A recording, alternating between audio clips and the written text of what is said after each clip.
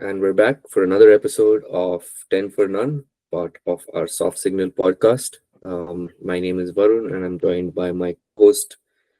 Say hi. Hi, Aditya. Yes, sorry, I forgot to introduce him, even though his name is on the screen. But we are recording yet another, putting together another fun list this week. Last week, I hope you enjoyed watching our episode. If you haven't, check it out. It was the top 10 innings by Indian batsmen in Australia in this century. It was quite a fun exercise. I think we first time we were doing that, but yeah, we managed to come up with a pretty good list in the end, right? Yeah, it was a good list. Like some really good innings, right? Uh, and of course, there were overlaps there, especially the best one. Yeah, But that was not surprising. yeah. So for today, um, against the backdrop of India almost certainly losing a test in Australia, because as we speak, they are 29 runs behind in the second innings with 5 wickets left. So, uh, looking bleak, but we're trying to be positive and think of India's best 10 or just the best 10 performances, test matches between India and Australia since 1996. 1996 is the starting point for two reasons. First of all, we don't remember cricket before then. And secondly, that's when the border Gavaskar Trophy officially started.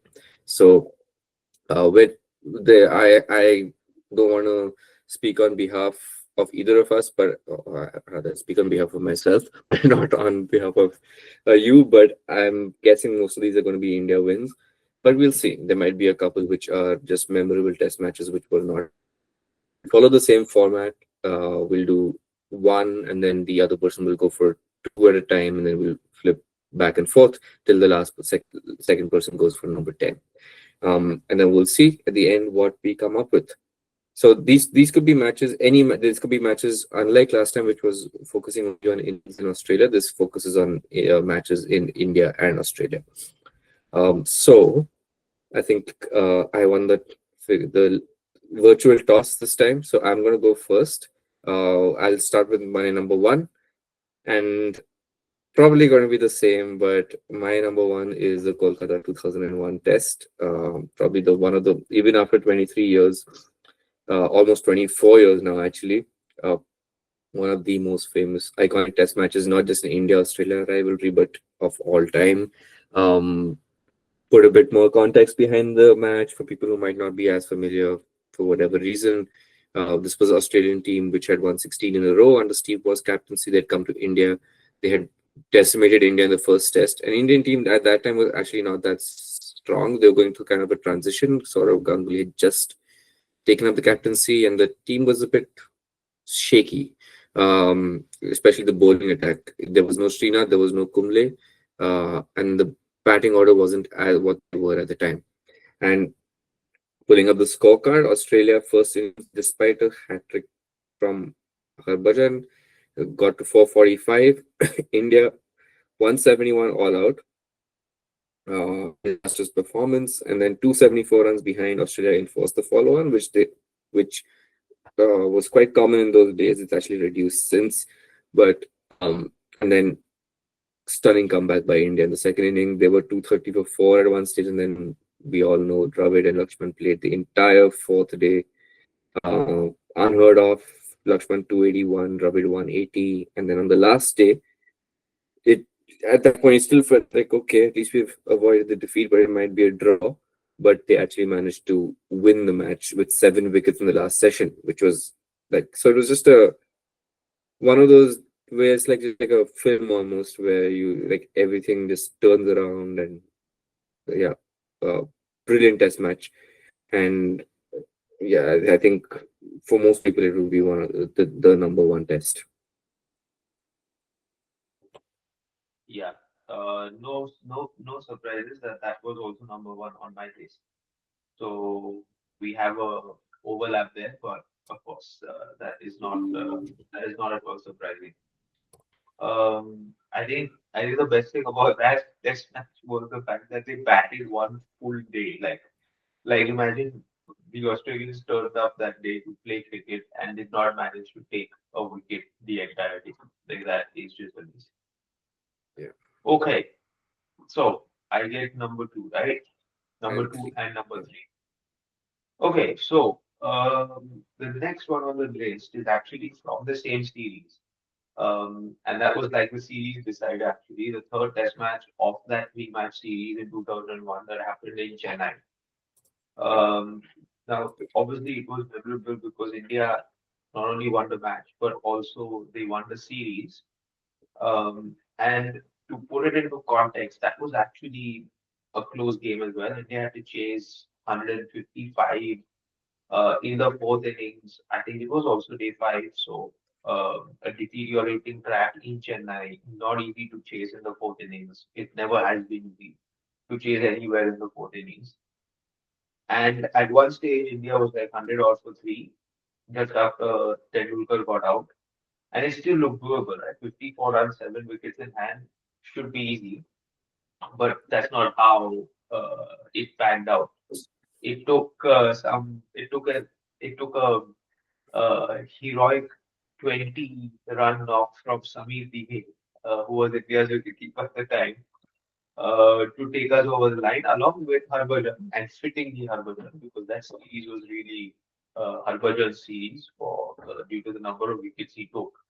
Um, yeah, so a couple of other mentions was that in that match, Tendulkar also got a 126 in the first innings, and Harbhajan actually took 15 wickets in that match. So I think seven wickets in the first innings and eight wickets in the second innings. But I think what the reason that match was memorable because India beat Australia in that series. Um, and that series itself was memorable, right? So after the best test match, which according to us anyways, or according to many people, happened in Kolkata. Right after that, we had this test match, which was also memorable. Um, yeah, so that would be number two on my list, and maybe I can go directly to number three. Yeah. So number three took place in Australia, and this is more recent, of course.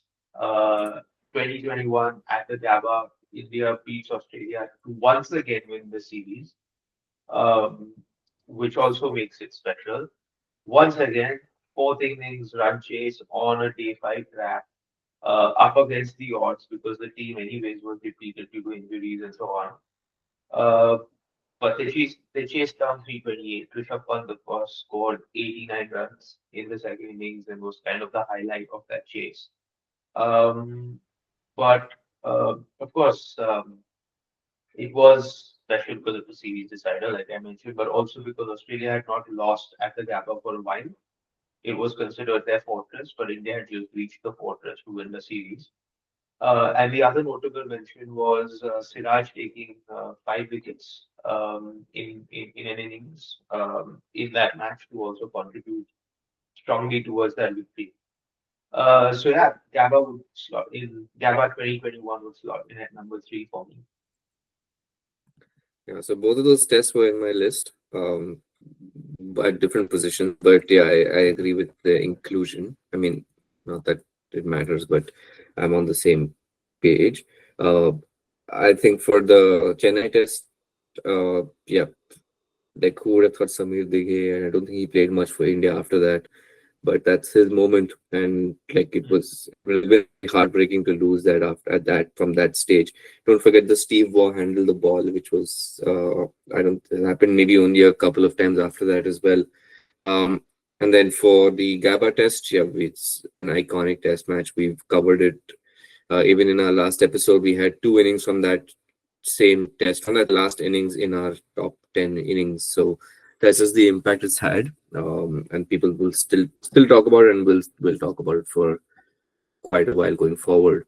Um, so okay, that's number three then.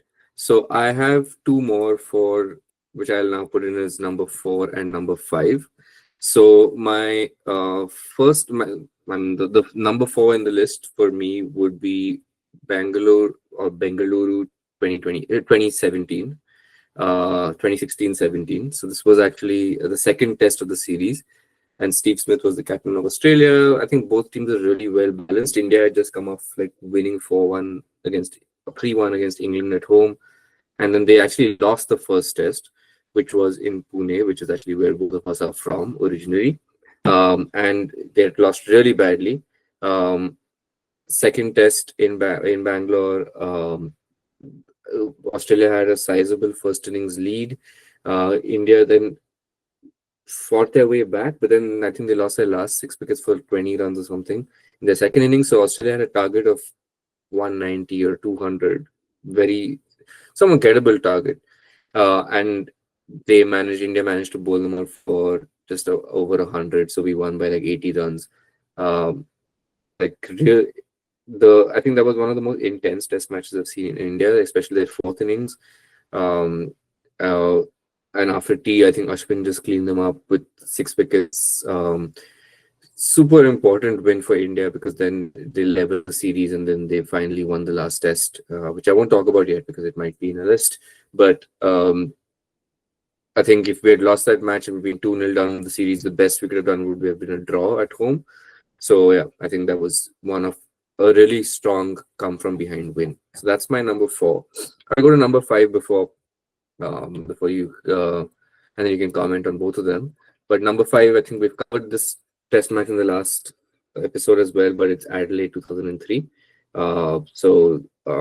India's win in Australia after 20, 21, 22 years at the time, where wins in Australia were not common at all, especially by Indian teams. And yeah, this was again sort of a come from behind win because Australia had got 400 for five on the first day. It went on to make 556. India got 523, which was good, but again through a huge partnership by Dravid and Lakshman. And then second inning, Ajit Agarkar again surprise performance, but 6 wickets. Uh, and then we still set up a chase which was tricky of 230 on the last day, which India could have easily messed up, but they actually managed to get there with 4 wickets left and really against that team, even though they didn't have one and Murrah, it was still a really commendable effort, and we ended up drawing that series. So yeah, that's my number five on the list. So Bangalore and Adelaide. Yeah, so I had both those test matches on my list as well, but not in the same positions. Um, but of course, Adelaide was an absolute epic. I mean, there's so much being said about it already that we can't really add any more. So I won't add any more. It was an epic, and that's like enough said. The match in Bangalore as well in 2017, yeah, that was quite a memorable game because we overcame a deficit of about 100 runs as well. And then you had Ashwin with the ball spinning Australia out 6 wickets in the second innings. Um, yeah, so that was a memorable one as well. So both were in my list. Um, Not surprisingly. Okay, so we're done with five, right? So I get number six and number seven now. So for me, the next one, which would be number six, is Mohali in 2010. So this is another one of those matches where VVS Lakshman just turned up and sort of did one over the Aussies, so to speak. For context, this is again one of those amazing fourth innings chases. I think 210 odd that they had to get in the fourth innings. Um, but again, it was not a simple chase because India was 120 odd for eight. Uh, when Lakshman got together with Ishan Sharma, stitched a small partnership, and then for the last wicket after Ishan Sharma got out, he took India over the line with Pragyan Oja.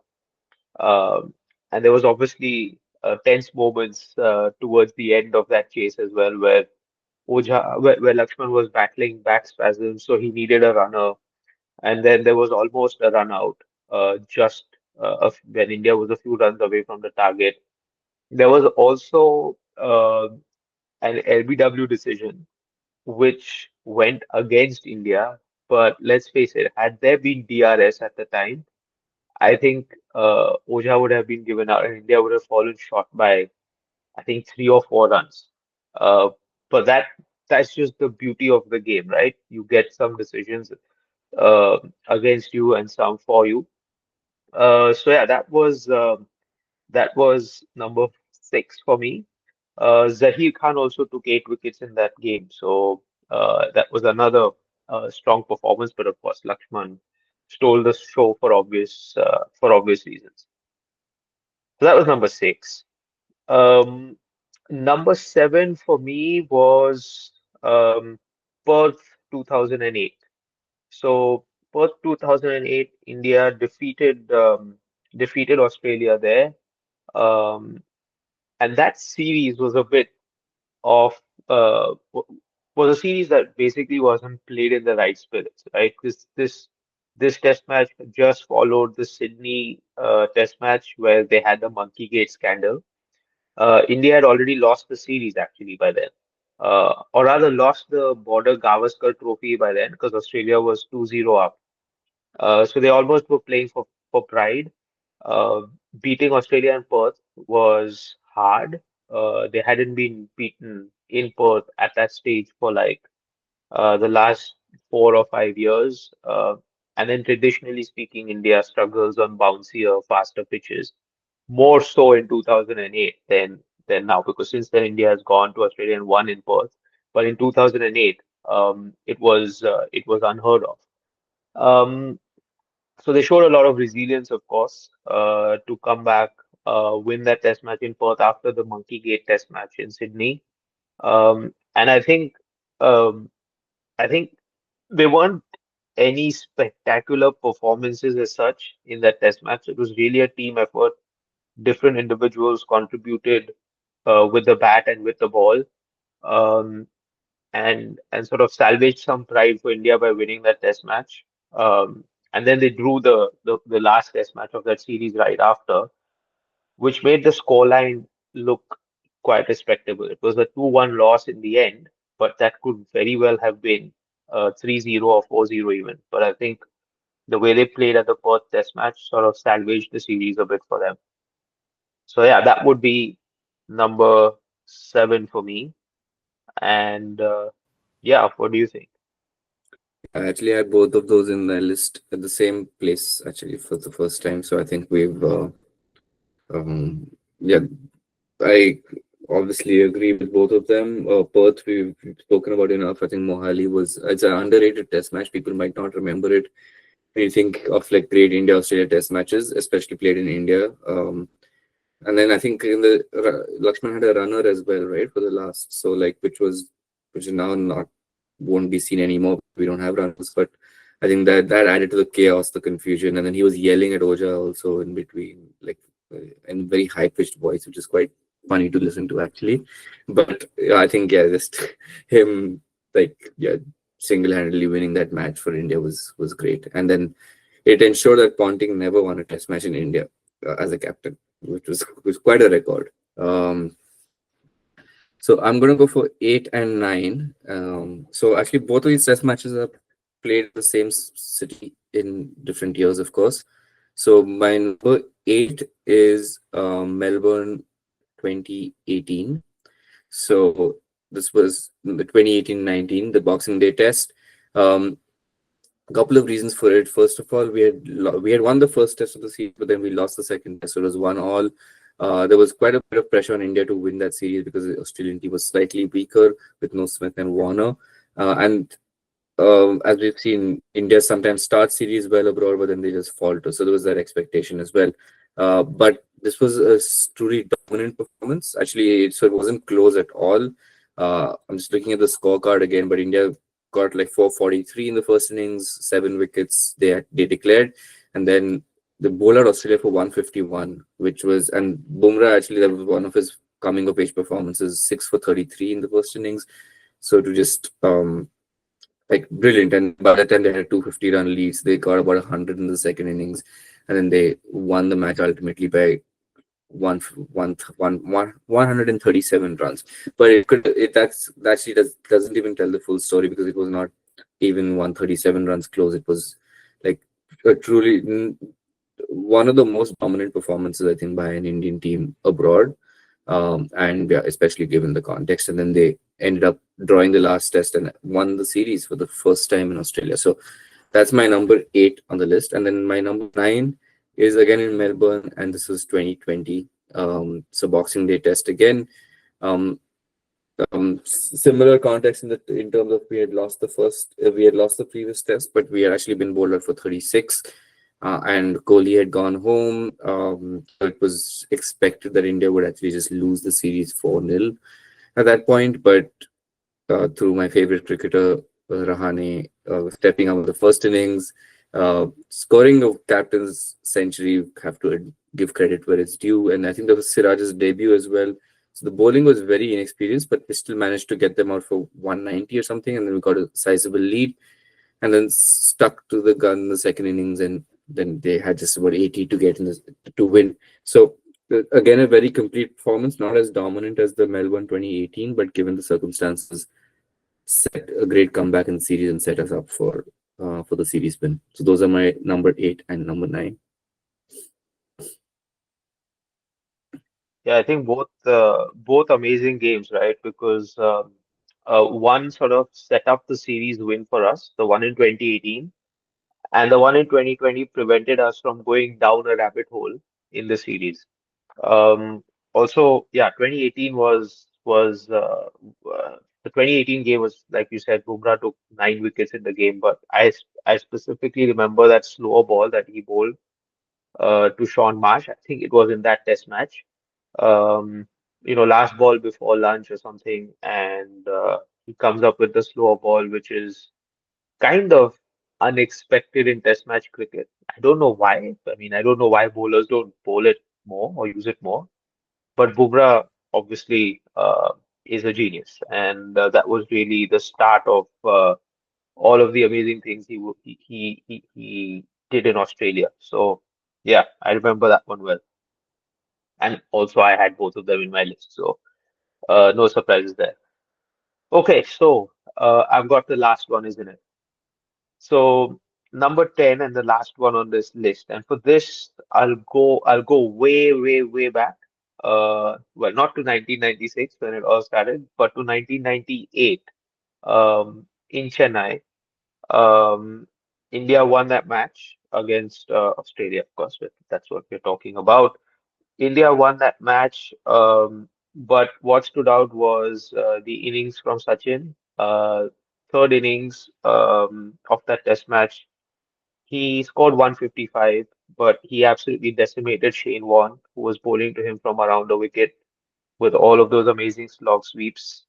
The amazing thing was that he had prepared for that before the series by getting Lakshman Sivaramakrishnan bowling to him around the wicket and all of that into the rough and then smashing him as well.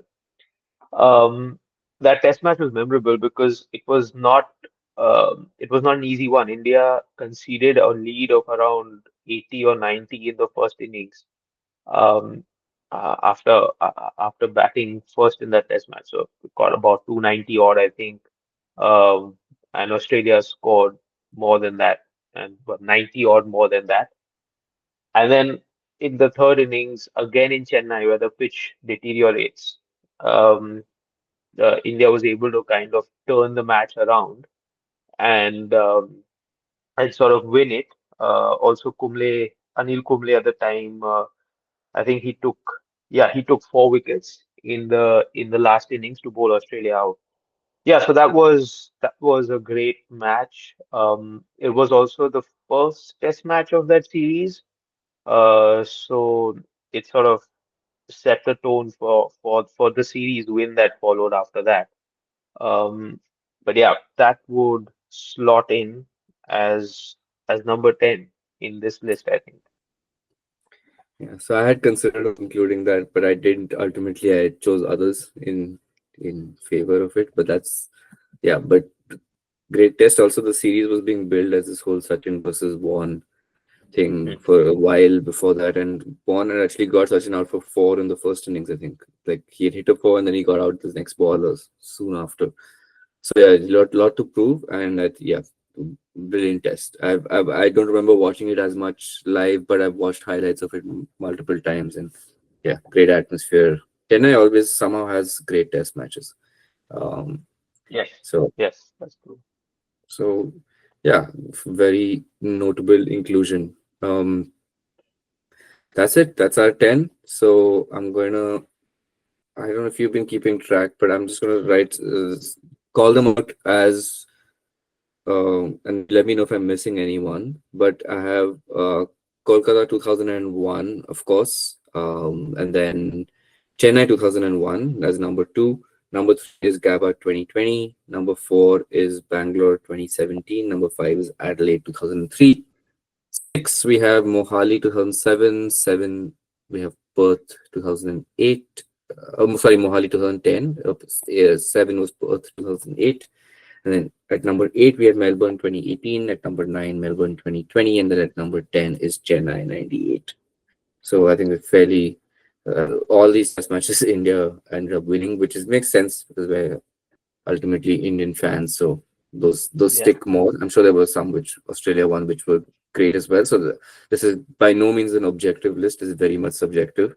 So yeah, feel free to let us know as well in the comments if there's any ones that you feel are which you guys like more. Any ones you want to mention which didn't make the list? For me, I think my list is actually very yeah, common. yeah. Actually, there is one special mention, uh, and this is the one that happened in Nagpur in 2008. Now, not many would remember this test match because India hammered Australia there. It was not really a tight test match, but it was memorable because it was Ganguly's last test match. So, um, But zero. it was the last test match. He scored 85 in the first innings, got out for a duck in the second innings. So essentially, his last test innings was a duck. But what was interesting is that he captained India for the last 15-20 minutes when they needed to get the last batsman out. So Dhoni actually asked him to captain the side for those last 15-20 minutes. And I thought that was fitting because it was only under Ganguly's captaincy that India actually started standing up to the Aussies and giving them a run for their money in Australia. So it was kind of fitting that it was Ganguly who played his last test match against Australia and kind of unofficially captained the side for the last 20 minutes. So yeah, so that was like just one additional special mention that I had in my list. Yeah. No, great test. Also, I think Jason Kreja got 8 wickets and then never played much after that. Hmm. On this was his debut Yeah. for Australia. Eight Um, eight for 212 or something like that. yeah, we don't talk about that. We just look focus on the eight. But yeah, I think the only other one that I felt like I had in the list and I removed was like Sydney 2020. Again, it Hmm. was a drawn test match actually, but just the courage from India on the last day to draw it, and especially in the last 30, 40 overs by Ashwin and Vihari. But so that was one, but then there were others which came up stronger. So yeah, I think that's the list. You happy with it? Yeah, that's a pretty comprehensive list. Some amazing test matches in there. Yeah. Okay. So hope you guys enjoyed listening to this our um, episode where we've talked about the top 10 border Gavaskar test matches. We'll be back next week with another list. We haven't we'll come up with a topic soon now, but what's for sure is that we will be back. So thank you for listening and stay safe, stay warm because it's snowing all day here. Yeah, stay safe, yes, and yeah, stay warm as well. And Depending yeah, on where see you next week. Yeah, depending on where you are, exactly. Yeah, see you next week.